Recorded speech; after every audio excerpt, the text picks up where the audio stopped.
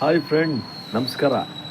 ನಮ್ಮೂರಿನಲ್ಲಿ ತುಂತುರು ಮಳೆ, ಹಾಗಾಗಿ ರಸ್ತೆ ಬದಿನಲ್ಲಿ ಜೆ ಎಸ್ ಎಸ್ದು ಚೌಲ್ಟ್ರಿ ಸಿಕ್ತು. ಒಂದು ಸೈಡ್ನಲ್ಲಿ ನಿಂತ್ಕೊಂಡೆ. ನಿಮ್ಮ ಹತ್ರ ಒಂದು ವಿಷಯನ ಈ ಟೈಮ್ನಲ್ಲಿ ವಿಲೇವಾರಿ ಮಾಡ್ಕೊಳ್ಳೋಣ ಅಂತ. ಅದೇನಪ್ಪ ಅಂತಂದರೆ, ನಿಮಗೆ ನೋಬೆಲ್ ಪ್ರಶಸ್ತಿ ಗೊತ್ತಲ್ವಾ? ಈ ದೇಶದಲ್ಲಿ, ಈ ಪ್ರಪಂಚದಲ್ಲಿ ನೋಬೆಲ್ ಪ್ರಶಸ್ತಿ ಬಹಳ ಪ್ರತಿಷ್ಠಿತ ಪ್ರಶಸ್ತಿ. ಈ ಪ್ರತಿಷ್ಠಿತ ಪ್ರಶಸ್ತಿಯ ಹಿಂದೆ ಒಂದು ರೋಚಕ ಕಥೆ ಇದೆ. ಆ ಕಥೆನ ನಿಮ್ಮ ಹತ್ರ ಹಂಚ್ಕೊಳ್ಳೋಣ ಅಂತ. ತುಂತುರು ಮಳೆ, ನಾನು ಹೊರಗಡೆ ಹೋಗೋಕ್ಕಾಗಲ್ಲ, ಈ ಸಮಯನ ಸದುಪಯೋಗ ಪಡಿಸ್ಕೊಳ್ಳೋಣ ಅನ್ನೋದು ಉದ್ದೇಶ. ನೋಬೆಲ್ ಪ್ರಶಸ್ತಿಯ ಸಂಸ್ಥಾಪಕ ಒಂದು ಬಾಂಬ್ ತಯಾರಕ. ಆತ ತೊಡಕೆ ಈ ಬಂಡೆಗಳಿಗೆ ಸಿಡಿಮದ್ದನ್ನು ಸಿಡಿಸುವಂಥ ಬಹಳ ಅಣು ಬಾಂಬ್ಗಿಂತ ಕ್ರೂರವಾದ ಬಾಂಬನ್ನು ತಯಾರು ಮಾಡುವ ವ್ಯಕ್ತಿ ಅದು ಅವನ ಬಿಸ್ನೆಸ್. ಆತ ಬಿಸ್ನೆಸ್ನ ಮಾಡ್ಕೊಂಡು ಕೋಟ್ಯಾಂತರ ರೂಪಾಯಿ ಸಂಪಾದನೆ ಮಾಡಿಕೊಂಡು ಆರಾಮಾಗಿರ್ತಾನೆ. ಅವನಿಗೆ ಒಂದು ದಿವಸ ಅನಾರೋಗ್ಯ ಬರುತ್ತೆ. ಅವನನ್ನು ಆಸ್ಪತ್ರೆಗೆ ಅಡ್ಮಿಟ್ ಮಾಡ್ತಾರೆ. ಅದಾದ ನಾಳೆಗೆ ಎಲ್ಲ ಪತ್ರಿಕೆಗಳಲ್ಲೂ ಆತ ತೀರೋಗಿದ್ದಾನೆ ಅನ್ನುವ ಒಂದು ವದಂತಿ ಆಗಿಬಿಟ್ಟು ಪತ್ರಿಕೆಯವರೆಲ್ಲ ಒಂದು ಹೆಡ್ಲೈನ್ಸ್ ಹಾಕ್ತಾರೆ. ಸಾವಿನ ಸರದಾರನ ಸಾವು ಅನ್ನುವ ಒಂದು ಹೆಡ್ಲೈನ್ಸ್ ಕೊಟ್ಟು ಪತ್ರಿಕೆಯ ವರದಿ ಹಾಕ್ತಾರೆ. ಆತ ಸತ್ತಿರಲ್ಲ. ಬೆಳಗ್ಗೆ ಆ ಪತ್ರಿಕೆನ ಓದ್ತಾನೆ ಅವನು.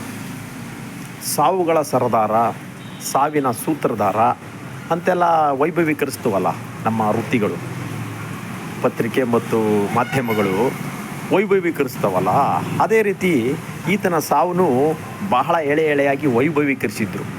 ಕಾರಣ, ಆತ ಬಾಂಬ್ ತಯಾರಕ. ಆ ತೊಡಕೆಪ್ಪುಗಳನ್ನು ಬಂಡೆಗಳಿಗೆ, ಕಾಡಿಗೆ ಸಿಡಿಸಿದ್ರೆ ಅಮಾಯಕರು ಸಾಯ್ತಾಯಿದ್ರು.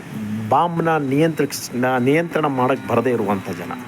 ಹಾಗಾಗಿ ಈ ಟೈಟ್ಲು ಅವನಿಗೆ ಸಿಕ್ಕಿತ್ತು. ಏನಪ್ಪ, ನಾನು ಸಾವಿನ ಸರದಾರ ಆಗಿಬಿಟ್ನಾ, ಸಾವಿಗೆ ನಾನು ಸಮೀಪ ಆಗ್ಬಿಟ್ನಾ, ಸಾವುಗಳಿಗೆ ನಾನು ಕಾರಣ ಆಗಿಬಿಟ್ನಾ ಅನ್ನೋದು ಆತನಿಗೆ ಮಂದಟ್ಟಾಯಿತು. ಆಗ ಆತ ಡಿಸೈಡ್ ಮಾಡ್ದ, ನಾನು ಮಾಡ್ತಿರುವಂಥದ್ದು ಬಿಸ್ನೆಸ್ ಆದ್ರೂ, ವ್ಯಾಪಾರ ಆದ್ರೂ, ಸೇವೆ ಆದ್ರೂ, ಇನ್ನೊಂದು ಕಡೆ ಅದು ದಾರುಣ, ಘೋರ ಅನ್ನೋದು ಆತನಿಗೆ ಮಂದಟ್ಟಾಯಿತು. ಆಗ ಆತ ಕೈಗೊಂಡದ್ದೇ ನೋಬೆಲ್ ಪ್ರಶಸ್ತಿ. ಈ ನೋಬೆಲ್ ಪ್ರಶಸ್ತಿ ಕೊಡುವ ಉದ್ದೇಶ ಪ್ರಮುಖವಾಗಿ ಶಾಂತಿಯ ಸಂಕೇತವಾಗಿ ಕೊಡ್ತಾರೆ. ತನ್ನ ವ್ಯಾಪಾರದ ಪ್ರಾಯಶ್ಚಿತದ ಫಲವಾಗಿ, ಅದರ ಅರಿವಿಗಾಗಿ ಆತ ಕೈಗೊಂಡದ್ದೇ ಈ ನೋಬೆಲ್ ಪ್ರಶಸ್ತಿ. ನೋಡಿ ಯಾವ ಥರ ತಿರುವುಗಳು ಬಂದು ಪ್ರಶಸ್ತಿಗಳು ವಿನ್ಯಾಸ ಪಡ್ಕೋತವೆ. ವ್ಯಕ್ತಿಯ ವಿನ್ಯಾಸಗಳು ಆಗ್ತವೆ ಮತ್ತು ಆತನ ವಿಕಾಸಗಳು ಆಗ್ತವೆ.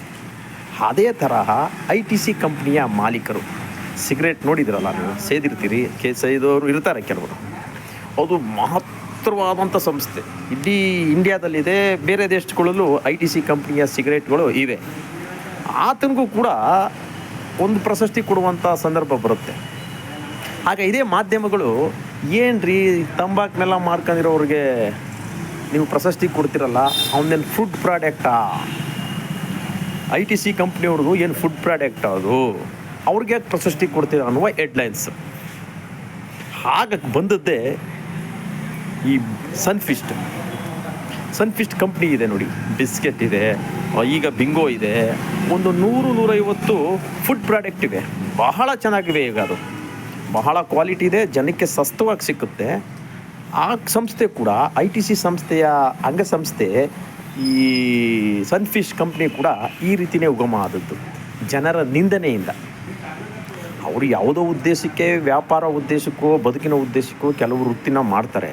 ಅದು ಕ್ರೌರ್ಯ ಅಂತ ಗೊತ್ತಾದಾಗ ಈ ವ್ಯವಸ್ಥೆಯಲ್ಲಿ ಮನ್ನಣೆ ಕೊಡಬೇಕಾದವರು ಮನ್ನಣೆ ಕೊಡಲ್ಲ.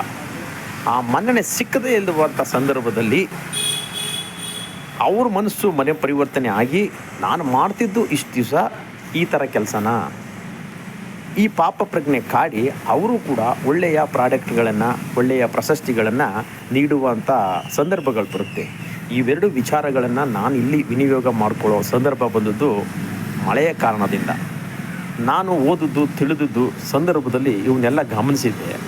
ಇವತ್ತು ತುಂತುರು ಮಳೆ ಸೈಡಿಗೆ ಬಂದು ನಿಂತಿದ್ದೀನಿ. ಈ ಥರದ ವಿಚಾರನ ಹಂಚ್ಕೋಬೇಕು ಅನಿಸ್ತು. ಏನಾರ ಲೋಪದೈಸ ಇದ್ದರೆ ಹೊಟ್ಟೆಗೆ ಹಾಕೋಬಿಡಿ. ನಮಸ್ಕಾರ ಫ್ರೆಂಡ್.